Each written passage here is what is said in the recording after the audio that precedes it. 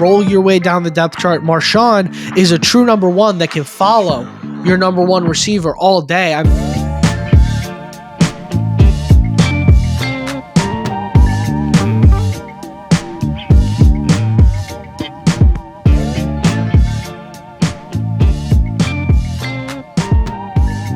Pop, what's going on, man? How you doing, son?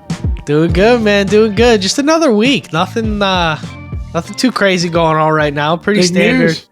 Pretty standard week. Yeah, obviously the biggest storyline right now In the country. In the country, some really crazy stuff. We're gonna get into all of that. Some stuff nobody really expected based out of Washington D.C. Some big things. But first off, guys, don't forget, if you're here, if you're new, like, comment, subscribe. Let us know what you're thinking. Let us know how you're feeling about the podcast. Don't forget, we've got Bada Bets coming to you live second half of this podcast. And then we've got our Steelers pregame is what we're going to be talking about mostly today, though we do have some big breaking news coming out of Washington, D.C., national news, just stuff that you can't ignore that we've got to talk about that's unfolded this week. So we're going to be getting into that as well. But don't forget, guys, stay tuned. Enjoy it. It's going to be a lot of fun. And we got some stuff to get into. So the biggest news of this week coming out of DC, all eyes have been on it. It's been everywhere. I'm sure you know what I'm about to say. We figured we'd address it right at the beginning, get right to it, get it out of the way, and then we could talk Steelers pregame. Might as well just come out and say it. The Washington Commanders traded a 3rd, 4th, and 6th round pick to the Saints to get Marshon Lattimore and a 5th round pick. Holy crap.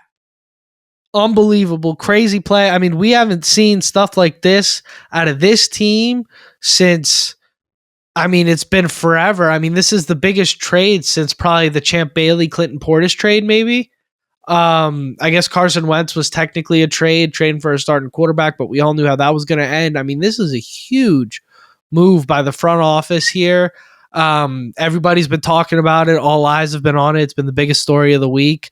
Pop, what do you make of it? Adam Peters. Adam Peters. That's my president. That is my, yeah, there you go. There you go. There you go. Yep.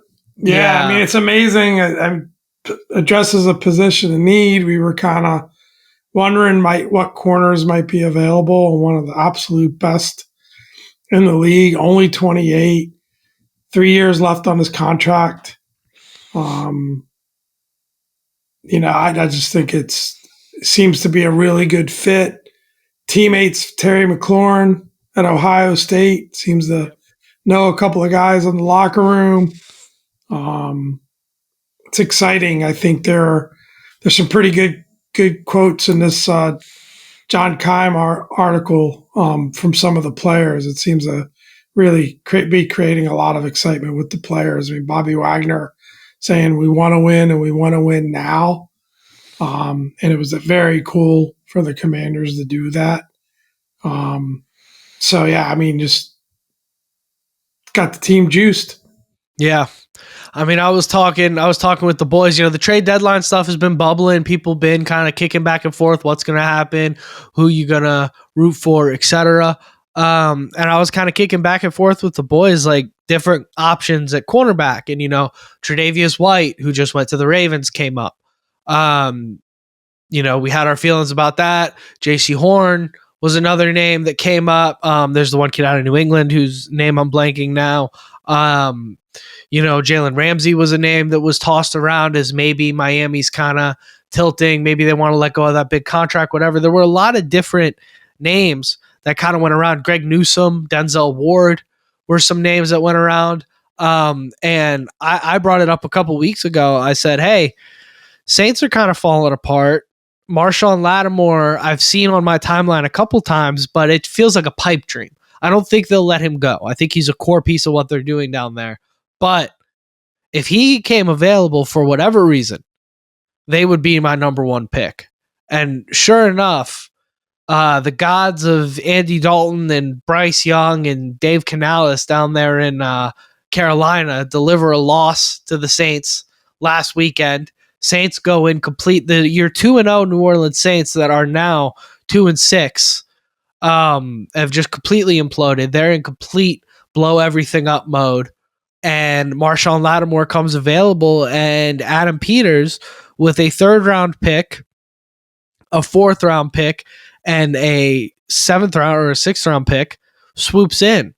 And Pop, let's break this down. We traded New Orleans Ridgeway for a 6th round pick in the preseason. So we traded them their 6th round pick back. We traded Jahan Dotson for a 3rd round pick to Philadelphia earlier in this season. We traded our 3rd round pick, which is lower, about 20 picks lower right now than the pick we got from Philly, which was originally Miami's pick. So, guys, with your red yarn on the whiteboard at home, I know it's a little hard to follow along, but try and follow me here. So, essentially, the net is we traded Jahan Dotson and John Ridgeway, and we moved up 20 picks in the 3rd round and got Marshon Lattimore. That's the takeaway. And Jahan Dotson, I think, has 36 yards on the year, 35 yards on the year, something like that. And Ridgeway obviously wouldn't have sniffed the field in DC. That's why you trade him. And that is the difference, folks. That is the difference in Adam Peters, in this administration, in what we're doing, is that these people are here and staying active, staying aggressive. We criticized the Ridgeway move when it happened. Hey, Ridgeway was a little bit better than Mathis. We hadn't seen much out of Mathis yet. We might be thin at tackle. And Peters, refusing to settle, says, well, we have a market for Ridgeway. There's no market for Mathis. We can't keep them both. Let's get something back. We don't know when we're going to need this pick, but let's get something back, right? Same thing with Jahan Dotson. Okay, he might be wide receiver 4 coming out of camp, but you know what? He's going to be better than Olamide Zaccheaus or better than De'Ami Brown or some of our other options at that position. No, he doesn't fit the vision. We can get something for him. We get a 3rd round for him, which, oh, by the way, proves to be more value than you got for D-Hop, more value than you got for Devontae Adams, more value than people got for Deontay Johnson. These are all wide receivers that you would have said were better than Jahan Dotson at any point in his career. And you get a 3rd round back for him. Just a masterclass. And that 5th round draft pick in exchange for the 4th, we're moving back, 10 picks from our 4th rounder to New Orleans 5th rounder? Mm-hmm. It's 10 picks on day 3. You move from 180 to 194, whatever it ends up being. Like, it's a masterclass. It's incredible. And Lattimore's contract has just been restructured, so we're getting him on the veteran minimum salary for this year. Yeah, it's amazing, and it's also, what they continue to do is make moves that can help them this year, but don't hurt them for the future. And this is a guy that's going to be on your roster for 2 more seasons, and they can always decide to extend him. If they think that he's still capable. And I also think it speaks to how they feel about this current roster, probably being much better than what they expected and without as many holes as they expected. And you're plugging a major hole, which means, they've got a 1st, a 2nd, a 3rd, a 5th, and 3 7ths for the draft. So a little bit lean in those middle rounds at this point, but 1st, 2nd, and 3rd, you can pick up some quality players. I think they're going to be active in free agency. It's a destination team now all of a sudden. So it's a great move. There's no other way to say it. On paper, it's a great move. The only thing you concern a little bit is how that hamstring is doing. I'm not sure how quickly he's going to get on the field. My thought is probably not against the Steelers. We'll see. Pretty quick turnaround. Yeah. Maybe for a few snaps. We'll see.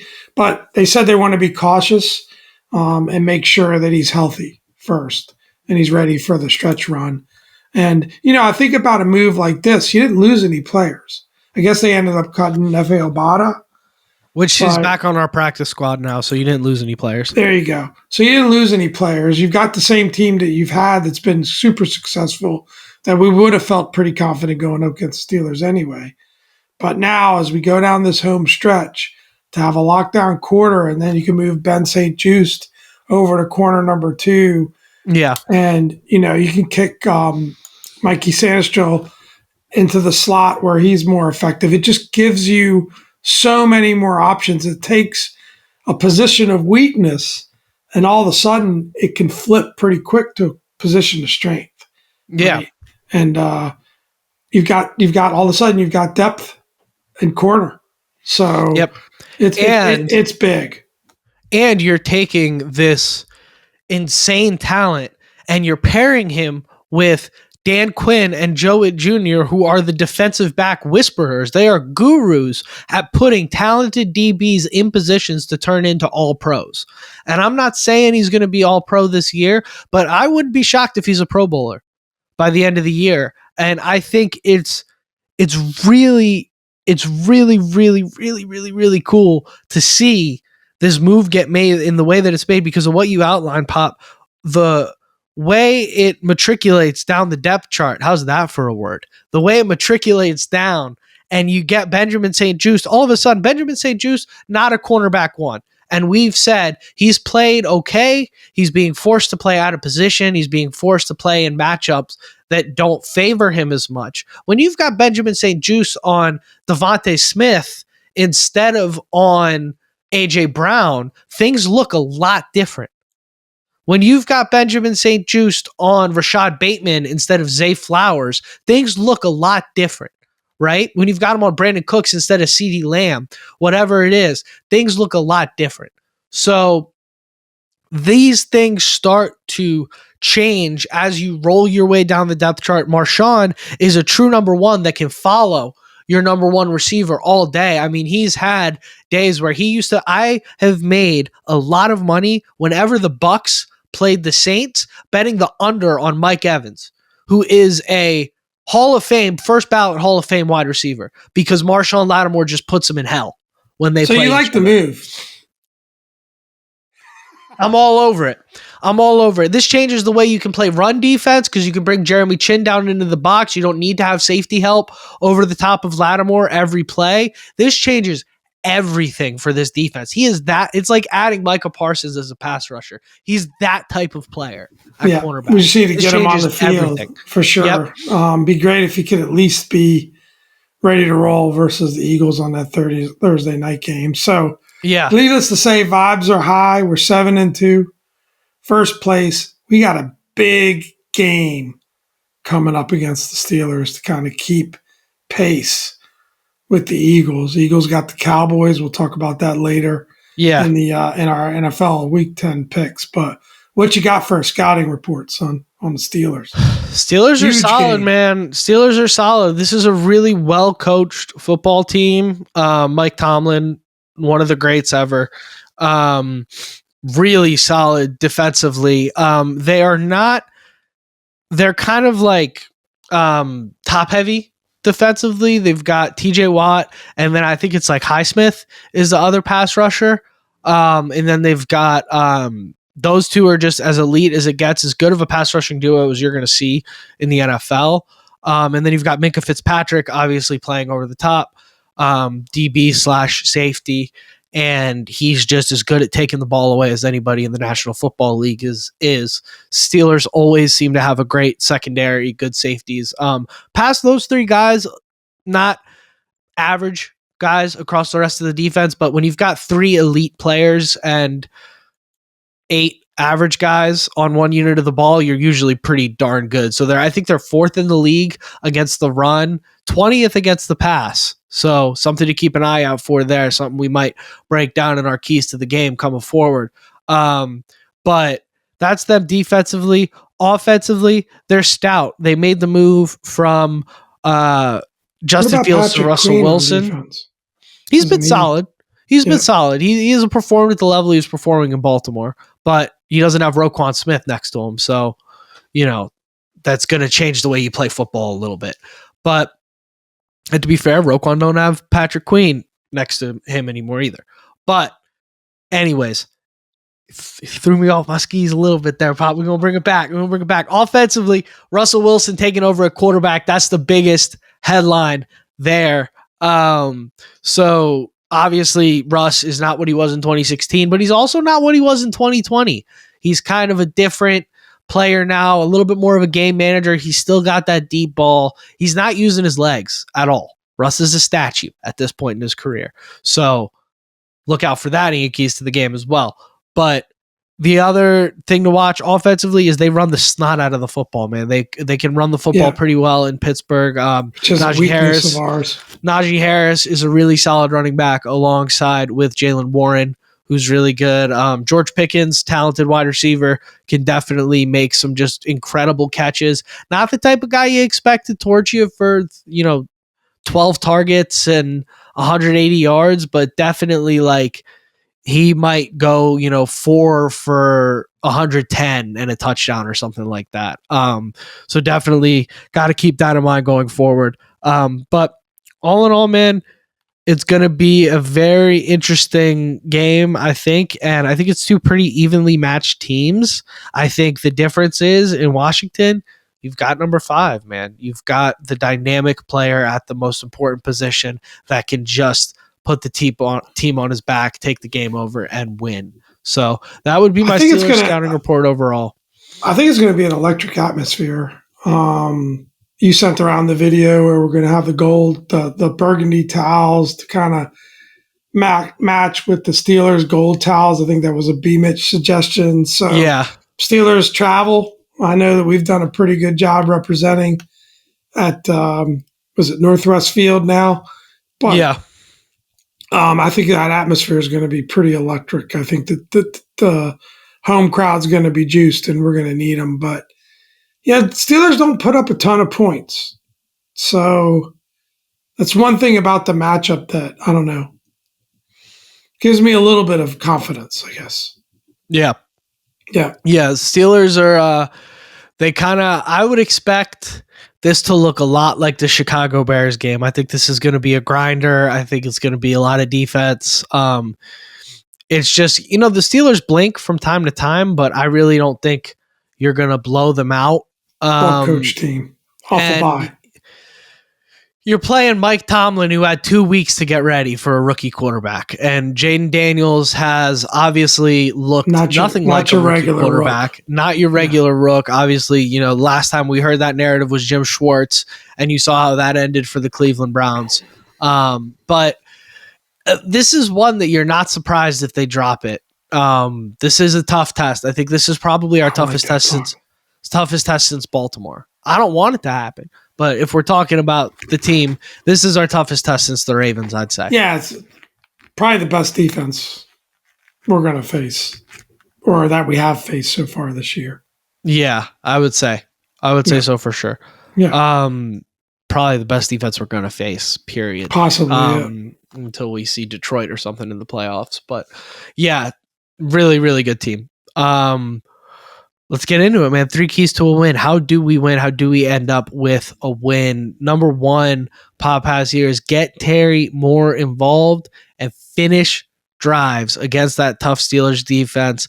Like you highlighted, Pop, they're giving about 220 yards per game in the pass game. So they're 20th in the NFL against the pass. So towards that bottom third, they are 4th against the run at 90 and a half yards per game. Might be tough to run against them, especially if B-Rob's not fully healthy. Which B-Rob is trending towards coming back. Right. But yeah, it certainly may be challenging to run against them. But our running game's a different animal, right? Because you've got Jaden, as a threat to run and that run pass option game, or not, I guess you call that not run pass option, what am I trying to say? Zone read? Yeah. Zone read run game where he can either keep it or run. So that's not your ordinary challenge. No, of course not. Game. Yeah. But I mean, they've played Lamar Jackson quite a bit over there. So they know how to deal with that. True. That's the other thing that I don't love about Killing this my vibe. matchup. Yeah, I'm having a hard time Killing being my too vibe. optimistic about them. Just real quickly looking at their schedule, they played Falcons, Broncos, Chargers, Colts, Cowboys, Raiders, Jets, Giants. Not So very good. not really any teams. The Giants ran all over them with Tyrone Tracy Jr. the week before. So not really any teams that run the ball particularly well. But good defense. I mean, you're dealing with TJ Watt, right? But so our first key, like we said, get that ball to Terry and finish those drives because we're going to need to get 7 when we can get 7. At this point, every team in the NFL is going to be playing to bend but not break against us with the way our red zone conversion is looking. That is jumping off the tape against these teams. So they're going to be trying to hold us to 3. They're going to be trying to slow us down. And we're going to have to finish and get 7 there. Second key is going to be let Jaden cook and make sure you protect Jaden against these rushers. Nothing can kill a pass rush more than getting the ball out on time and getting the ball out ready to go. That's going to be the most important key, I think, is getting that ball out of Jaden's hands on time. And when he does need to extend and scramble and beat people with his legs, doing so. But I think that's going to be the most important thing is getting that ball out on time, not letting those pass rushers get downhill too quickly. And just protecting him against these guys because these guys are not easy to sack. Tough. These are tough pass rushers. And we went into last week's matchup against the Giants saying the same things. And stay clean. Yeah. Sure. So hopefully we can do that against this team as well. It'll definitely be a tough test. And the defense is going to need to come up big. That's key number 3. We're going to need the defense. You're going to need to stop the run and generate a pass rush against Russell Wilson. I think that's going to be the main thing is to just kind of pin your ears back against Russ and get him uncomfortable, get him out of the pocket, force him to move around a little bit because I don't think he's going to be particularly excited to run and extend plays and all that. So if we can get them it's the script, man. Get them into situations where Russ needs to have, 35, 40 pass attempts. If we can force that, I like our odds in a shootout, and I like our odds if our defense can force Russ to throw the ball. So those are going to be, that's going to be what we look for there. Those are our 3 keys. And brilliant keys. Yeah, great keys there, Pop. And I'll supplement one other point I want to make is I'm ready to let Jaden fling it around a little bit. I think this might be the opportunity to do it. This might be the week to do it. Let him cook. That's key number 2. Let him cook. It's time to let Jaden cook.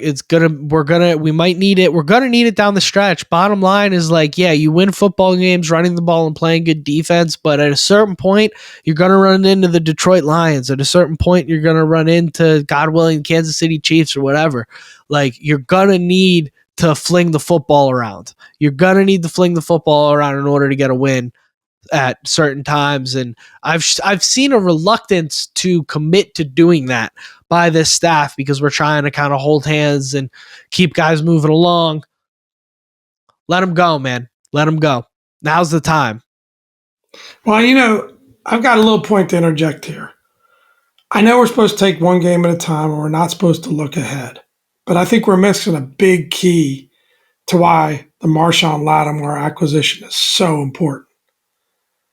And that's to stop Jonathan Mingo of the Dallas Cowboys. Their huge acquisition. I think that's what triggered Adam Peters to make this acquisition. Was that Jonathan Mingo trade. Yep. That's the biggest thing, man. That's the biggest thing. The big offseason, the big trade deadline acquisition of the Dallas Cowboys. What a splash. I mean, Jonathan Mingo, 7th round pick, and you get him for a 4th round pick. I mean, what a play. Forget about Adam Peters. Let's go McAfee style. Let's go McAfee style here. Let's get a round of applause for Jerry. Let's get a round of applause for Jerry. You think Marshon's going to follow him? I mean, yeah. I tell you what, we let Emmanuel Forbes follow him. Man.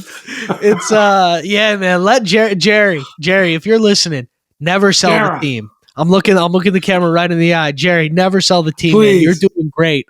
You are doing fantastic. That's so funny, man. Oh my God, what an awful trade. What an awful trade. I love it, man. That's the solution. That's the solution, not the fact that you got to give credit. I don't know who it was, but I saw that on Twitter, and I thought that was a funny one. Oh, hysterical. Didn't write that one myself. Gotta be honest. Well, they figure, Marshon Lattimore is going to take CeeDee Lamb out of the game, so they need to be able to burn our backup DBs, so they go ahead and get Mingo. I'm sure that's what it is. Anyways. Yeah. Let's pick some games. Let's pick some games. Let's get into the Bada Bets. Guys, welcome to the Bada Bets segment. You know what we do. You know how we set it off. Pop, changing the rules a little bit this week. We are going to start it off with Steelers at Commanders. -3. Commanders 3-point favorites at home. And this one's going to count towards the Bada Bets record, even though I know we're going to both pick Washington here, right? Without a doubt. You didn't even recap the records for the season. You're on a heater. Dom is 28-19 on the year. It's time for me to gloat a little bit. 4-1 last week. We don't need to talk about my record. A little bit. This guy's rolling. But on to the Steelers and Commanders. Yeah, I mean, I think I'm definitely picking the Commanders. It's a tough game. It can definitely go the other way. I will just say this. I'll reference this.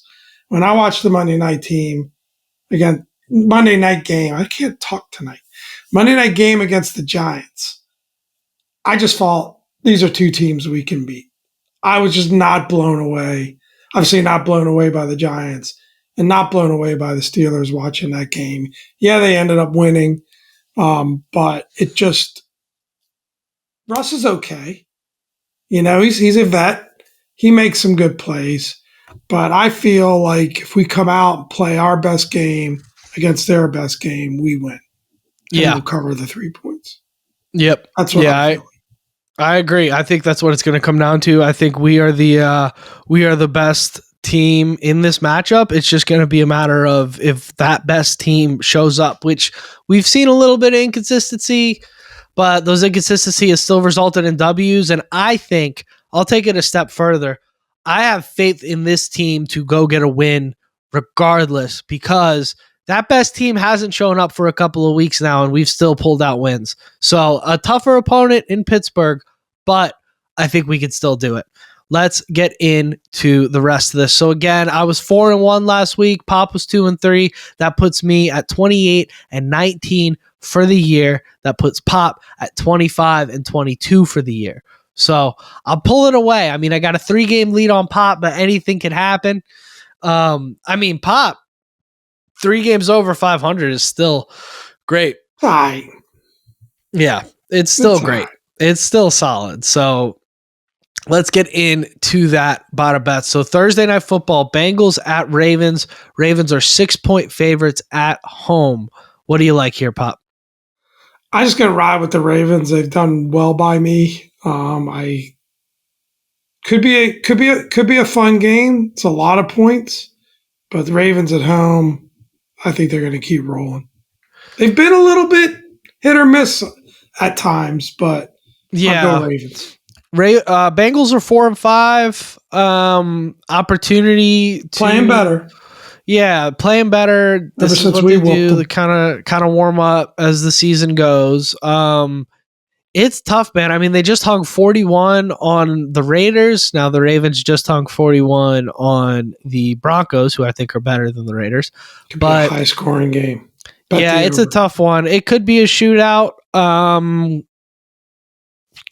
Ravens are at home. 6 points is a lot. I think I like the Ravens to win, but the Bengals to cover. That's just a lot of points in a division game where neither defense has really wowed me yet this year. Cut you down. So I'll take the Bengals at +6, but I do think the Ravens win that game and are the better team. It's just a lot of points. Sunday, 1:00, 49ers, 6.5-point favorites at the Buccaneers in Tampa Bay. Bucks lose that heartbreaker to Kansas City. What do you think here, Pop? I mean, that is a lot of points. That line really kind of blew me away. I mean, it's not like the Niners are playing that great. Christian McCaffrey might be back. I'm going Niners Bucks. coming off a bye. Yeah, I'm taking the Bucks as well. I'm taking the Bucks as well. That's a It's lot. just too many points. The Niners might win a close one, on the road, but just too many points. They're getting a lot of respect there. Yep. Eagles 7-point favorites at the Cowboys with Cooper Rush at quarterback. Pop, could Cooper Rush be the spark to turn around the Dallas Cowboys? No. Maybe Jonathan Mingo, but not Cooper Rush. There could be some serious chemistry building there between those two. I'm going Eagles. Yeah, I'm gonna go Eagles as well here. Although I'd be honest, I wouldn't be surprised if this is one of those games where it's like weird stuff happens every week, and maybe the backup quarterback comes Wheels in are a off the division cart game. But in Dallas. yeah, I'm going Eagles too. And look out for Cooper Rush and Jonathan Mingo to absolutely light up the CFL in a couple years. That is going to be the Super Bowl team of the CFL. Lions 3.5-point favorites at the Texans.